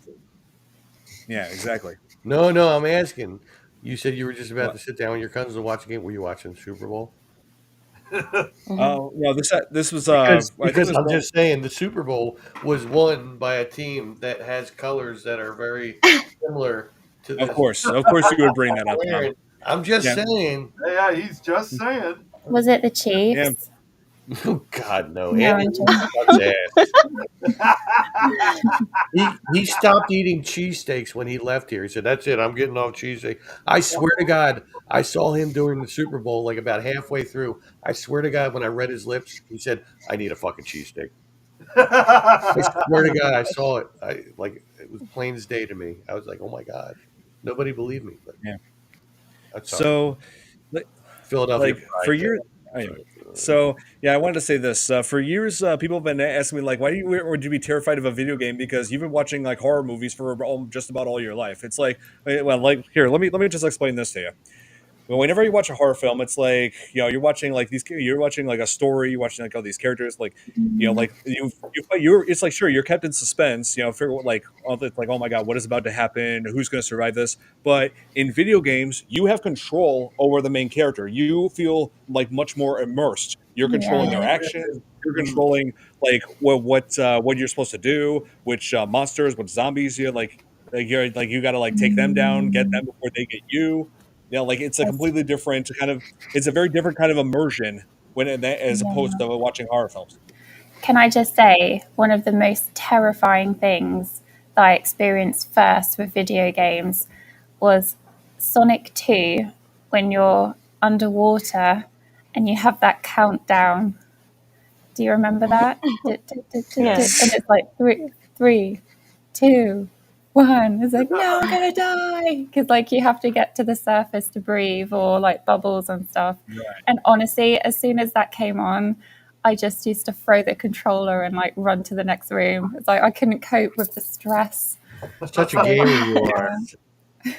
Yeah, Kate, you bring up that's one of the questions I wanted to ask everybody here. So with my answer to this question, let me just ask you guys, what was the first, like the most terrifying thing you ever encountered in a video game? Because to me, it was always Nemesis. Well, I would definitely have to go with Nemesis on my part. Yeah, not for me. Oh, okay. What was it before I showed you that? Oh, before that. Yeah, what has always been like the first Warden thing that like the first thing that left you like the first thing in video games? Okay, what was the first? Let me rephrase that. Okay, what was the first thing in video games that left you absolutely terrified? So for me, it was Sonic 2, and I was 3. Okay, but it's still quite scary. But yeah, I was 3. Well, Thomas didn't answer. He was scared of the warden for Minecraft. Well, no, that was for you, Nick. And he was 50. I think the first time, man, it might have been Bowser for me. Like the first time in the first Super Mario Brothers. Oh yeah, he was That would be the first time that I was like tensed and like, oh my god. What? Anybody else? Well, Mine is Resident Evil. I had nightmares. Just which one? yeah, Nemesis. The dogs. The dogs Cerberus. in number one Oh, of the Doberman. Yeah. Coming through that window. The dog. Yeah, they have that. Yep, they have that in all three of the original games, and it's always the Doberman because apparently Raccoon City doesn't have any other breed of dog. I think as far as games, well, as far as anything that terrified me before Resident Evil, I think I have an easy answer for that one, Don. Bees! Of course. But I will say this though, it's once you like once like I actually defeated like a Nemesis, like once you actually played the game, once I played like the remake and like finally beat the game and took Nemesis down in that boss fight, like you feel like such satisfaction that you've actually conquered your childhood fear. And I want to show you guys like what my reaction was when I killed him. Here, let me just go ahead and rewind. I want to make sure I didn't go too far. Okay, so here's like I unlocked the one way I knew that he was dead for sure because I didn't know if I actually killed him for real because he was like almost impossible to stop. But what confirmed it was when there's like this trophy that was displayed in the top corner when you achieve something in a game, you get a trophy or achievement, whatever. It said Nemesis down ! So saying that it's confirming that he was dead. Here, let me go ahead and show you guys what my response was when I finally destroyed my childhood fear. Okay, let me just make sure that this. How long ago was this recorded, Don? Almost 2 years ago.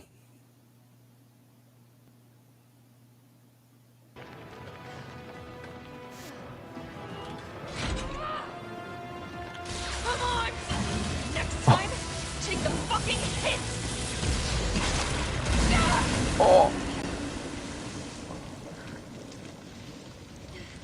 That did it? It's dead? It's dead.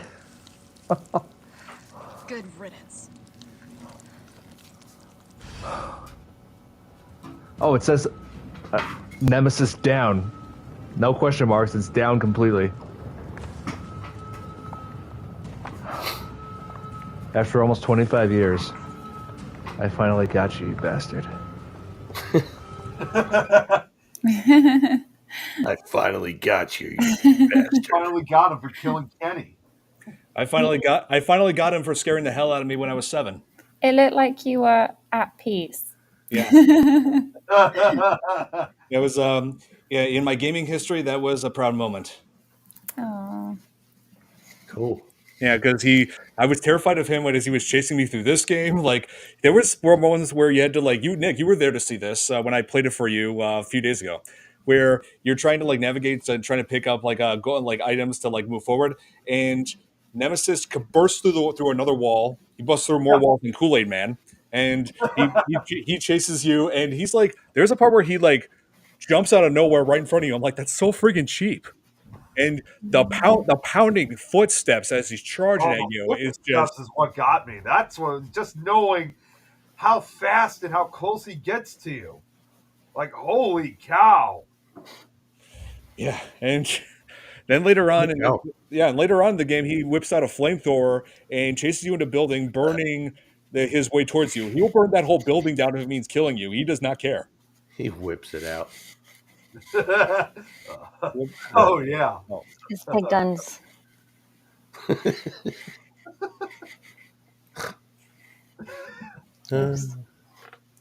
I make myself. Yeah.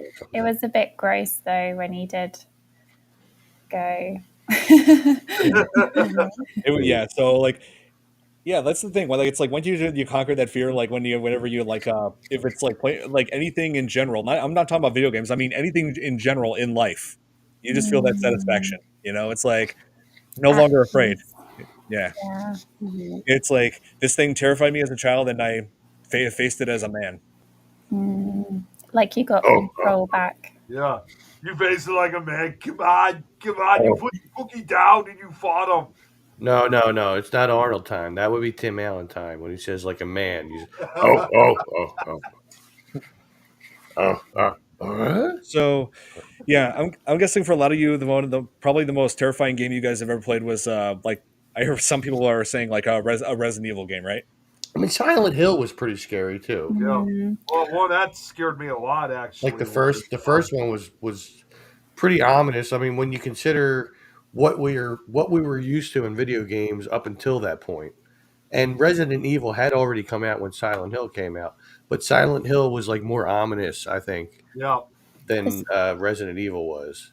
Resident Evil was more like the dissolve into the other world. Yeah, when that happened in the game, it's like, what the heck is going on? Silent Hill is all based off of Centralia, which is here in PA. I could get to Centralia in like 3 hours, 2.5 hours. Where did you film it, Tom? This is Tom's world. That's the real life Silent Hill right there. Yeah. I'm currently been live streaming the Silent Hill 2 remake, and it's scary as hell. Yeah. And as a matter of fact, I'm actually about to continue that tomorrow. Like, because what was it in the first one when you would have like, maybe they did it in the second one too, where you'd have those little walkie-talkie radios, and they would start going staticky when one of them got near, and you would hear that, you'd be like, oh my god, where you at? I haven't played Eternal Darkness, Braxton, but I hear good things about it. I hear it's actually terrifying. Siren is terrifying. I played Siren. I only played like half an hour. I was like, no.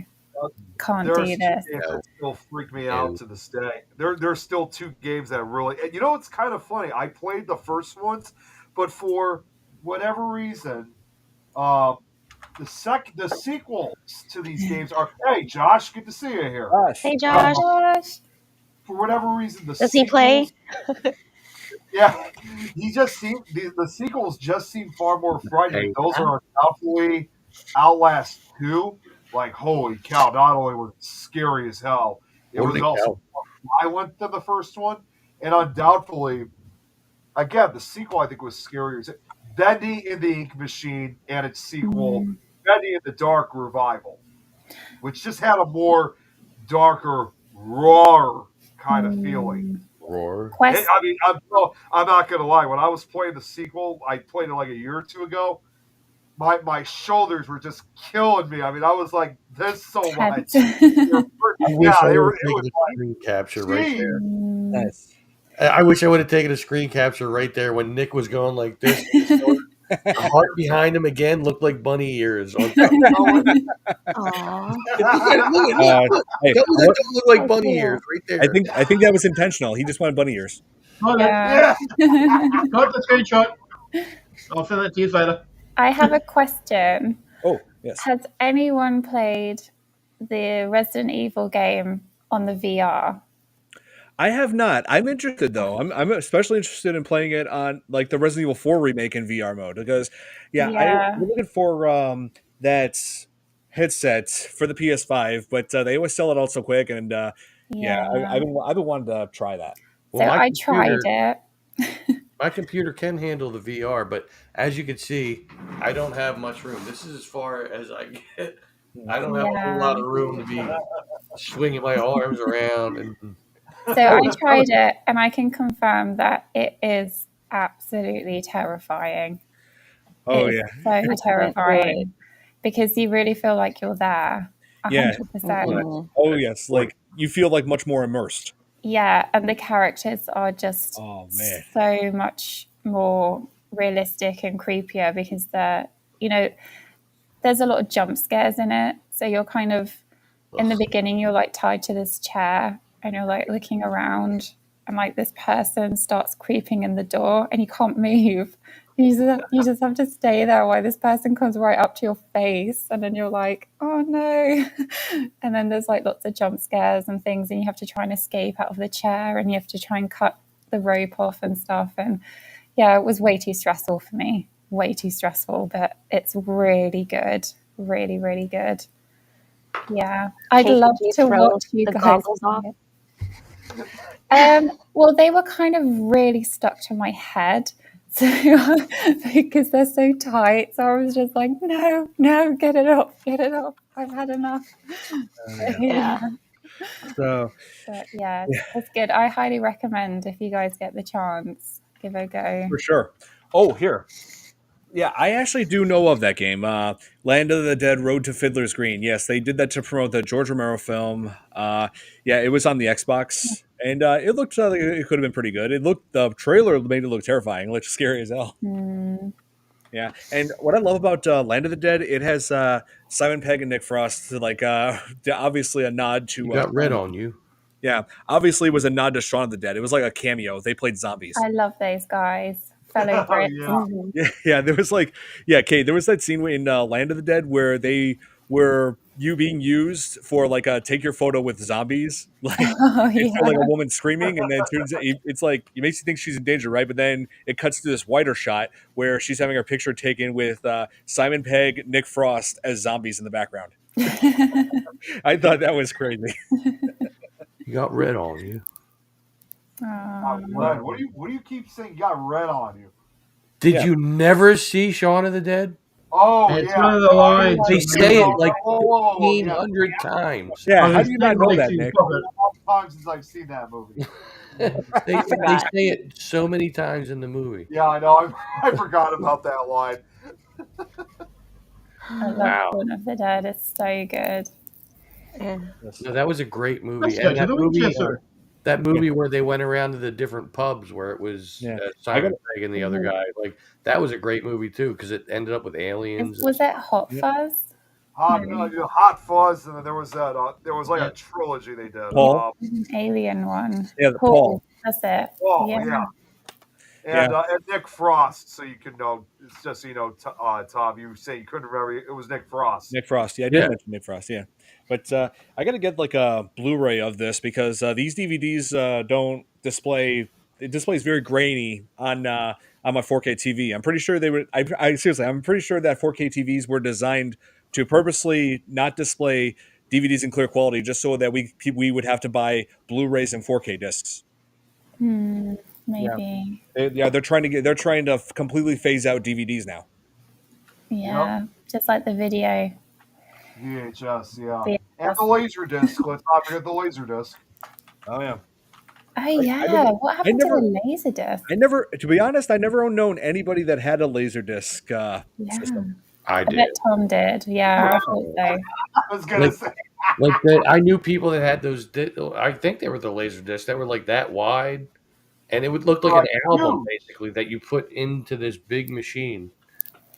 Right. It was like a giant record. That was like state of the art back then, back in the late '80s, man. And let's see. What laser disc for you? Oh yeah, one Wasn't thing. a lazy days. Oh yeah, one thing I did want to mention there's not only a Nemesis in this game. There's like another like a secondary villain, Nikolai, who was like a teammate of Carlos, who turned out to be a traitor. He was basically doing the same thing that Wesker did in the first Resident Evil. Collecting the battle data on the BOWs, on the zombies. Like and well, mainly on Nemesis. That So sounds like Nick Mule's alternative life. Nikolai Volkov. but yeah, Nikolai, you had like two options to deal with him. Like you have the option of taking him down while he's in the chopper, but it makes you think, oh, now the chopper is gone, we can't get out of the city. But All the references in one, like Get to what? the chopper. I can't. It's gone. It's Nick's alternate life, another dimension. It's gone. I but can't do it. yeah, but when I watched Resident Evil Apocalypse after playing Resident Evil 3, like I was I was actually surprised in how different the character Nikolai is in the movie Resident Evil Apocalypse. And but I think what's pretty crazy though is he's played by Zach Ward, who is mainly known for playing Scott Fargus, and who was mainly known for playing Scott Fargus in The Christmas Story. Yeah. He played a lot of different roles over time. Yeah, he follows me on Twitter. Really? Wow. Yeah. I would love to interview him. That would be great. Yeah, You should try and get him on the show, Darn. maybe if he's interested, I'll see if I can get a hold of him. Yeah. No, he's leaving the chat, guys. Oh, bye, Tom, Jay. But Yeah. see ya, Jill. It was so nice having you back. Hey, Don, now you could say you know someone who's got him. Thomas Nicholas, he still has lazy. No, Joe's leaving. Thanks, Braxton. No, not Jill. Joe. Oh, Jay. I thought you said Jill. Okay, I misheard you. I'm sorry. Well, it was great having you on. Yeah. Tom's got Laserdisc too. Check that out. Bye, Jill. Yep. So, and of I'm course, still here. yes, He has 8 tracks. and of course, yes, I have it too. Oh, what's the name of the child actor? What's his name? The child actor, Yeah, the one with the glasses. one with the glasses. That's like Richie Rich. Yeah, I didn't really research him. I didn't really do much research on him. Let's see. Wait. How do you not research? Peter Billingsley. Yeah, Peter Billingsley. Yeah, He was in Elf as one of the elves. Right. Oh, he was.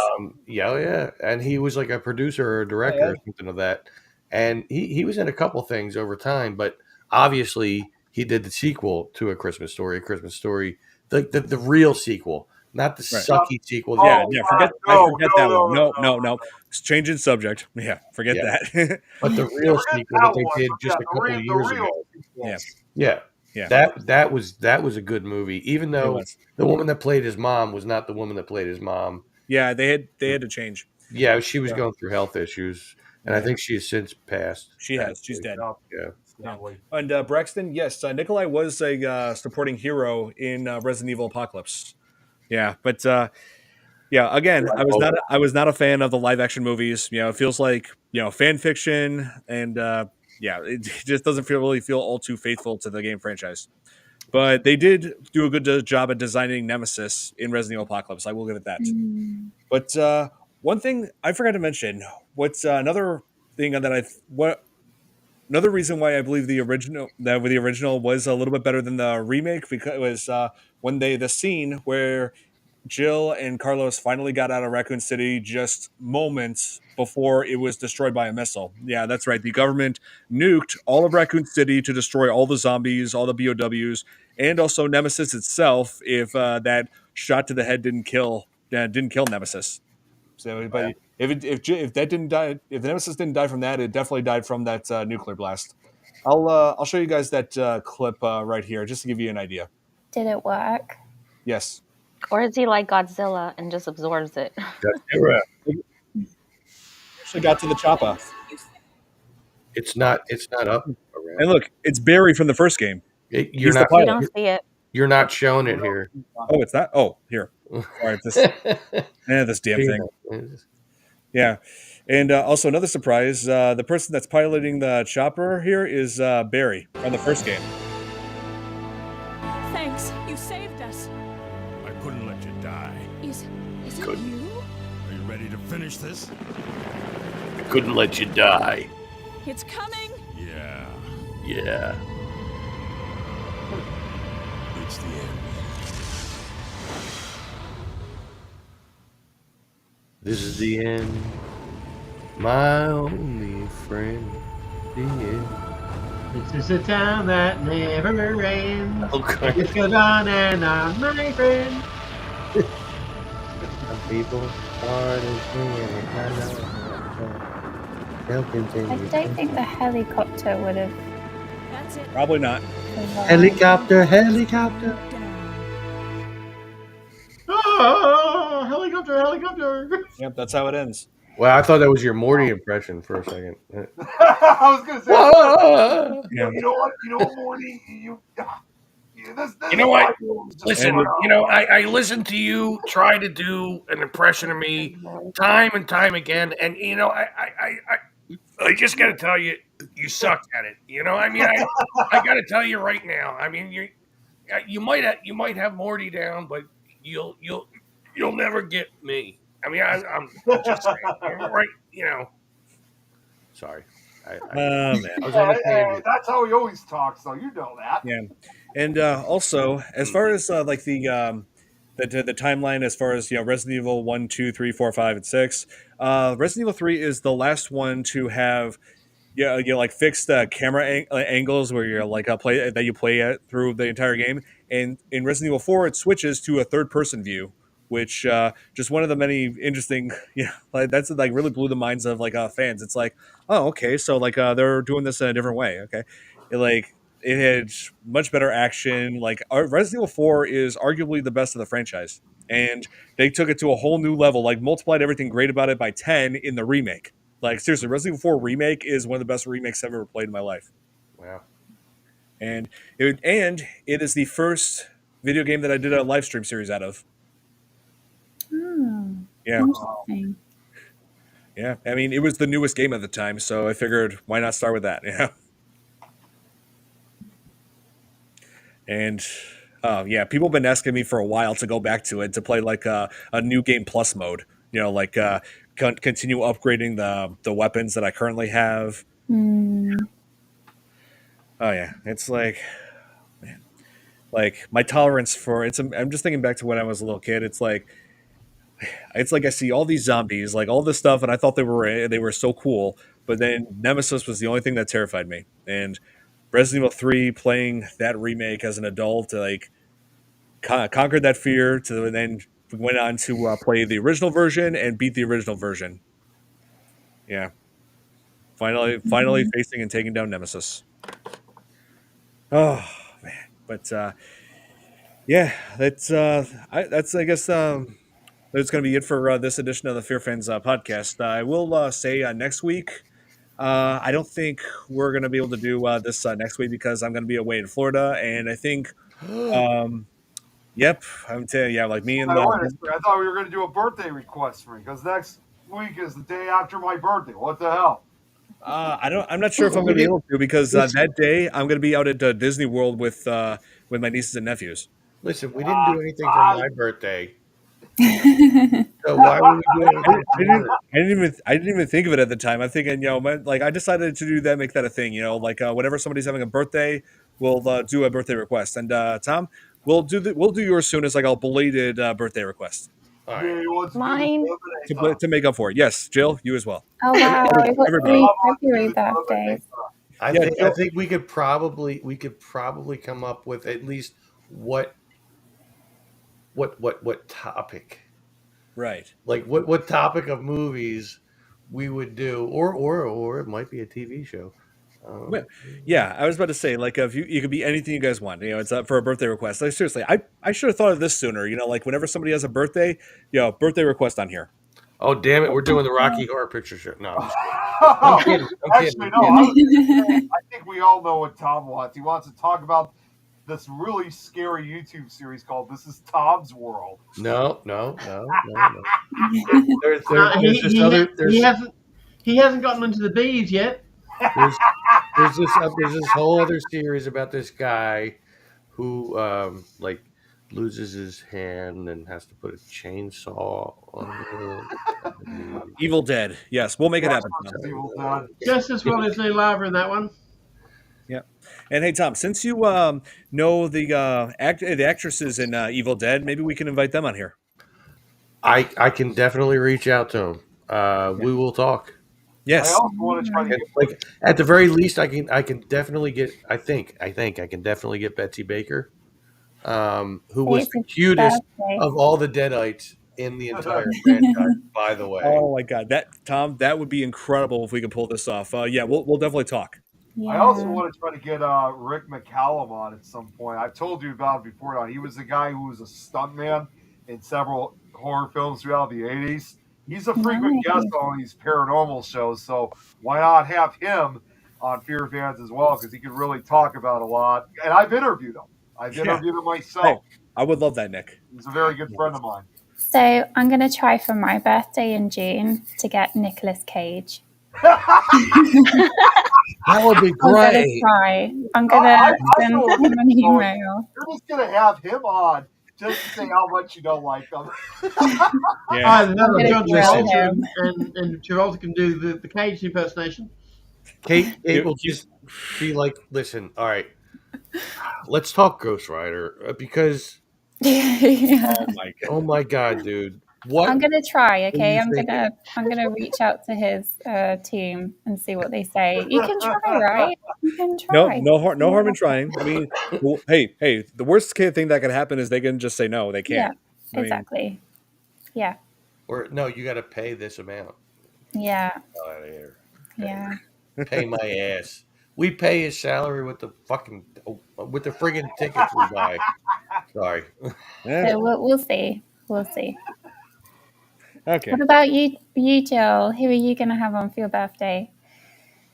My birthday's passed, but I still want to be part of the birthday pick. Yeah, Hey, that'd be it's awesome. yes. My birthday's passed too. Yeah, like you've had a Yeah. birthday. So both you and Tom had a birthday recently, Jill.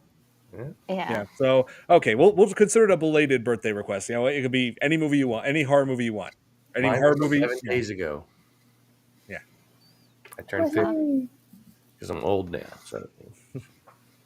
So yeah, Tom, it could be, yeah, we could I mean, I believe we covered like Evil Dead, but we covered that like we just talked about the franchise overall. That was an earlier episode of Fear Fans, but yeah, we could just talk about the first movie, like for We yeah. could. I mean, I wonder. Or the second movie, which I is mean, there's actually Ash versus Evil Dead too. Let's not forget. What about the show? second movie is not bad That's either. it.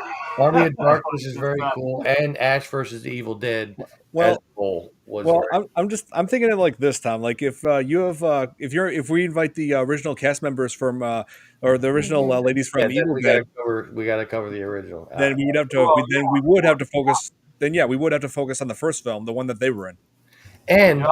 I did make a video intro for the show that Dom and I had them on for that I could send to you if you wanted to use it, cut it up or whatever. I added my own like audio to it and stuff like that. It was actually really cool. So yeah, I'll reach out to Betsy for sure. If I can get Betsy, I might be able to get Teresa Tilly. Oh, We're not gonna get the chick that played Ash's sister oh, in the movie because she doesn't do anything like that. So I see. yeah, I see. Hey, her call. Yeah. yeah, but yeah, I'll reach out to Betsy. Absolutely. Okay. That's awesome. Great. Well, yeah, definitely keep me updated. Yeah, and we'll figure out what day we'll cover Evil Dead. And maybe we can even get her to do the laugh that she did Yeah, tonight because we did it. Oh, We yeah, did it that was on our awesome. show.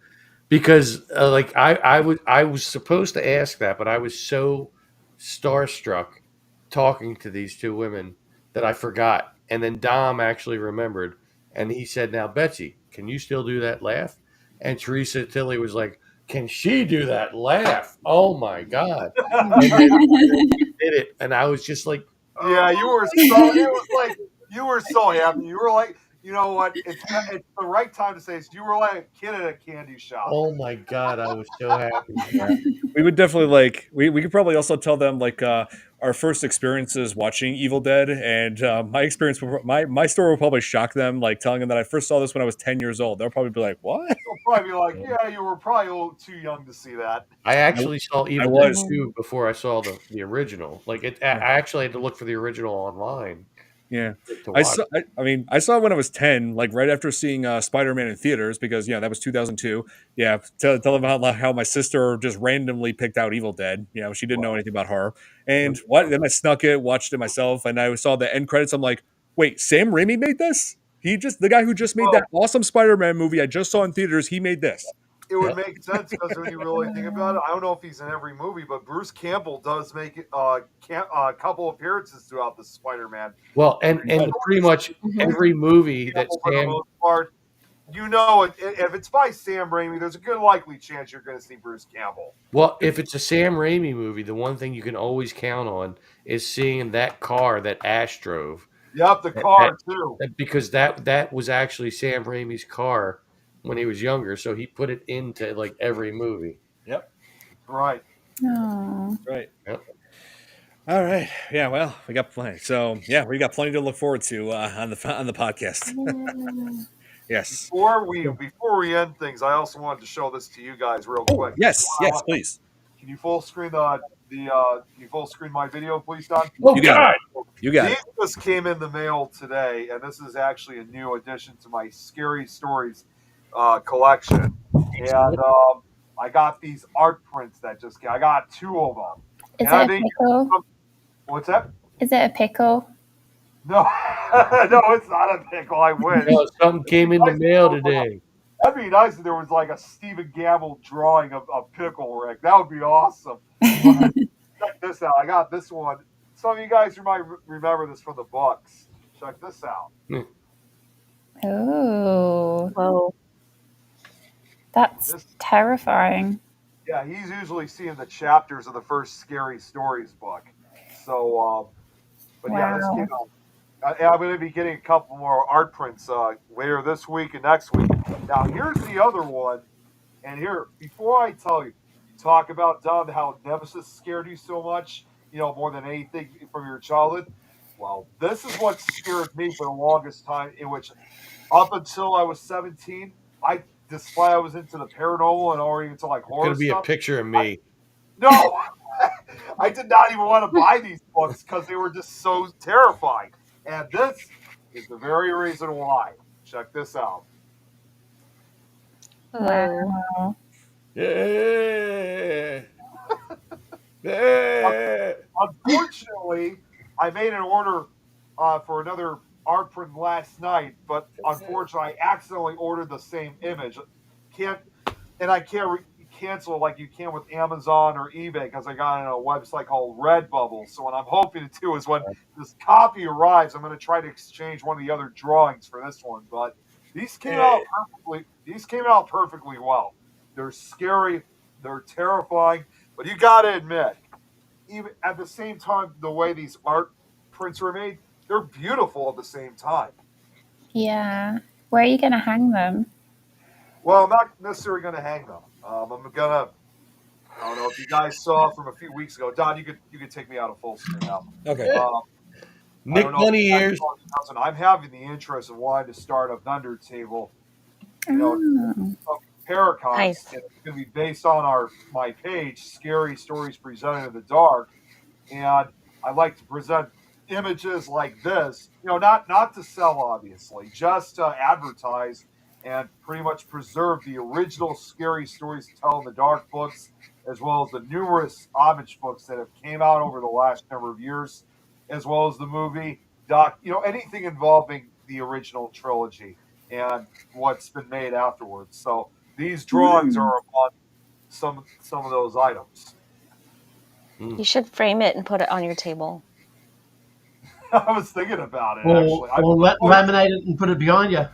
I feel like I'm waiting on some of those Scary Stories to be released. I know, Tom. I feel like I might have recorded one like a year ago. Yeah. I've been working on it. I'm working on it. Yeah, you could laminate it like this one. You can stick them up anywhere. Look, it's Robert. When I took these, Pretty bird. When you held it up, it matched perfectly to your body, so it looked like you were a bird. So I said it was Robert. Well, here's the weird thing. When I took these out of the packaging, strangely enough, they didn't even come with like plastic sleeves on them. So if I don't get them framed, I'm gonna have to get some plastic sleeves. I do have a photo album book, but problem is, there's no way I could fit these in. These pictures are just way too big to put in. So I So just got. there's I'm gonna at the very least try to put I'm either gonna frame them or put plastic sleeves so on them. there's no plastic sleeves. They have no protection. They're just raw No, I dogging don't. it. I know where you're going with God. this. They're just raw dogging it. Ah, Right? Christ. I think But it's you should put it in a you should put them in a photo album book and then write family tree in the beginning. I actually just said that. I do have a This is photo my Uncle album. Mortimer. I do have a photo album book, but the problem is these are too big to fit them in. Yeah. I wish. I mean, I thought I thought these were going to be just like normal, like a normal piece of paper, but these are a little bit Yeah. larger than I expected. But either You way, should get them framed, yeah, definitely. I'm going to get them framed or get plastic sleeves, one of the two.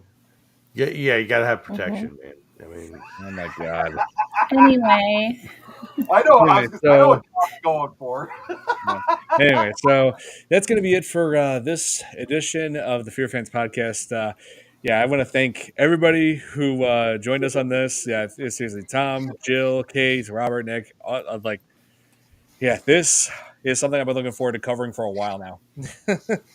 thank you, Don. Yes, This was and fun. yeah, sorry that I don't think that we're going to be doing this next week because I'm going to be on vacation with family. You know, I'm probably going to be in doing like let's see, it's going to be 9:30 over in Florida at the time when we do the podcast. But I'm probably going to be still in Disney World with the family by then.